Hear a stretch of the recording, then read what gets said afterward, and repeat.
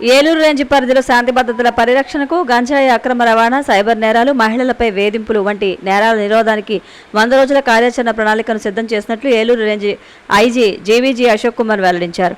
జిల్లాలో శాంతి భద్రతల పరిస్థితిపై జిల్లా ఎస్పీ నరసింహ కిషోర్తో కలిసి బుధవారం ఎస్పీ కార్యాలయంలో ఆయన సమీక్షా సమావేశాన్ని నిర్వహించారు.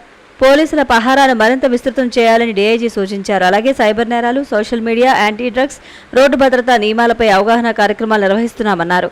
మహిళలు, బాలికలపై జరిగే నేరాల పట్ల మరియు మిస్సింగ్ కేసులపై ప్రత్యేక దృష్టి పెట్టాలని అధికారులకు సూచించారు.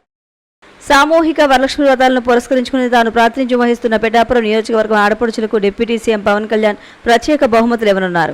పిఠాపురంలోని ప్రముఖ పుణ్యక్షేత్రం పాదగయలో శుక్రవారం సామూహిక వరలక్ష్మి వ్రతాల సందర్భంగా పవన్ కళ్యాణ్ సొంత డబ్బుతో 12,000 మంది ఆడపడుచులకు చీరలు, వ్రత పూజా సామాగ్రి పంపిణీ చేయాలని నిర్ణయం తీసుకున్నారు. 6,000 చీరలను పసుపు కుంకుమతో కలిపి అమ్మవారికి కానుకగా అందించి పూజ ముగిసిన వెంటనే మహిళలకు పంచిపెడతారు. మిగిలిన వాటిని తన కార్యాలయం వద్ద పంపిణీ చేస్తారు. ఈ మేరకు ఆ ఏర్పాట్లను ఎమ్మెల్సీ పిడుగు హరిప్రసాద్ పర్యవేక్షించారు. ప్రతి ఏటా శ్రావణ మాసం చివరి శుక్రవారం రోజు పిఠాపురంలోని ప్రముఖ పుణ్యక్షేత్రం పురోహితిగా ఆలయంలో సామూహికంగా వరలక్ష్మి వ్రతాలు నిర్వహిస్తారు. ఈసారి పవన్ బహుమతులతో ప్రత్యేకత సంతరించుకుంది.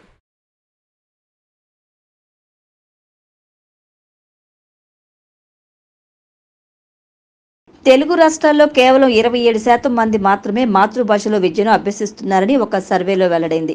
ప్రపంచీకరణ, ఆధునిక జీవన విధానం వల్ల తమ పిల్లలను ఆంగ్ల మాధ్యమంలో చదివించడానికి ఎక్కువ మంది తల్లిదండ్రులు ఆసక్తి చూపుతున్నారు. ప్రపంచంలోని 6,000 భాషల్లో 3,000 భాషలు కాలగర్భంలో కలిసిపోయాయని, 2025 నాటికి భారతదేశంలో కేవలం 5 భాషలు హిందీ, బెంగాలీ, మరాఠీ, తమిళం, మలయాళం మిగులుతాయని ఐక్యరాజ్య సమితి సాంస్కృతిక విభాగం ఆందోళన వ్యక్తం చేసింది. అంటే తెలుగు భాష మృత భాషగా మారుతుందన్న ఆందోళన భాషాభిమానుల్లో వ్యక్తమవుతుంది. ఈ నేపథ్యంలో తెలుగు భాషను పరిరక్షించేందుకు వ్యవహారిక భాషను ఉద్యమ స్థాయిలో ప్రాచుర్యంలోకి తెచ్చిన గిడుగు వెంకట్రామూర్తిని స్మరించుకోవడం ఎంతైనా ఆవశ్యం. అందుకే ఆయన జయంతిని తెలుగు భాషా దినోత్సవంగా జరుపుకుంటున్నాం. గ్రాంధిక భాష గ్రంథాల్లోనే మిగిలిపోతుందని, వ్యవహారిక భాషే జనాల నోళ్లలో వర్ధిల్లుతుందని నమ్మేవారు ఆయన. గిడుగు వెంకటరామూర్తి 1863 ఆగస్టు 29వ తేదీన శ్రీకాకుళం సమీపంలోని పర్వతాలపేటలో జన్మించారు. చిన్న వయసులోనే తండ్రి మరణించడంతో రామ్మూర్తి విజయనగరంలో మేనమామ గారి ఇంట్లో ఉంటూ చదువుకున్నారు.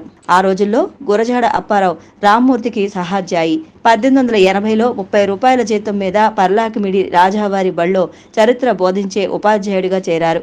ఆ రోజుల్లోనే దగ్గరలోని అడవుల్లో ఉండే సవరల భాష నేర్చుకుని వాళ్లకు చదువు చెప్పాలనే కోరిక కలిగింది. తెలుగు, సవర భాషలు రెండూ వచ్చిన ఒక సవర సంధానకర్తను ఇంట్లోనే పెట్టుకుని సవర భాష నేర్చుకున్నారు. సవర భాషలో పుస్తకాలు రాసి సొంత డబ్బుతో విద్యాసంస్థను నడిపారు. మద్రాసు ప్రభుత్వం ఆయన కృషికి మెచ్చి 1913లో రావు బహదూర్ బిరుదు ఇచ్చింది.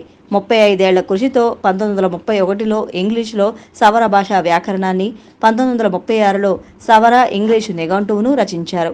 తరచూ అడవులు, పర్వతాల్లో నివసించడం వల్ల ఆయనకు మలేరియా సోకి చెవుడు వచ్చింది. ఆయన కృషికి గుర్తింపుగా 1934లో ప్రభుత్వం ఆయనకు కైజర్-ఈ-హింద్ బిరుదును, స్వర్ణ పతకాన్ని ఇచ్చి గౌరవించింది.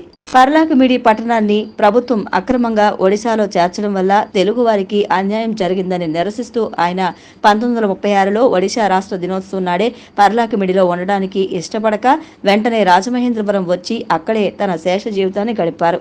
1919-20ల మధ్య వ్యవహారిక భాషోద్యమ ప్రచారం కోసం గిడుగు రామ్మూర్తి తెలుగు అనే మాసపత్రిక నడిపాడు.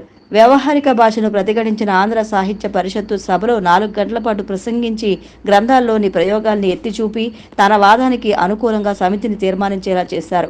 సాహితీ సమితి, నవ్య సాహిత్య పరిషత్తు మొదలైన సంస్థలు కూడా గిడుగు వాదాన్ని బలపరిచాయి. వ్యవహారిక భాషాభివృద్ధికి 1919లో రాజమహేంద్రవరంలో కందుకూరి వీరేశలింగం అధ్యక్షుడిగా, గిడుగు కార్యదర్శిగా వర్తమానాంధ్ర భాషా ప్రవర్తక సమాజం స్థాపించారు.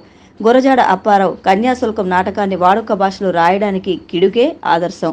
గ్రాంధికవాది అయిన వీరేశలింగం సైతం తన అవసాన దశలో గిడుగును మెచ్చుకుని ఆధునిక తెలుగు భాషా ఉద్యమానికి అనుకూలంగా ప్రకటన చేశారు. 1933లో గిడుగు రామ్మూర్తి సప్తతి మహోత్సవాన్ని ఆయన అభిమానులు, శిష్యులు రాజమహేంద్రవరంలో బ్రహ్మాండంగా జరిపారు.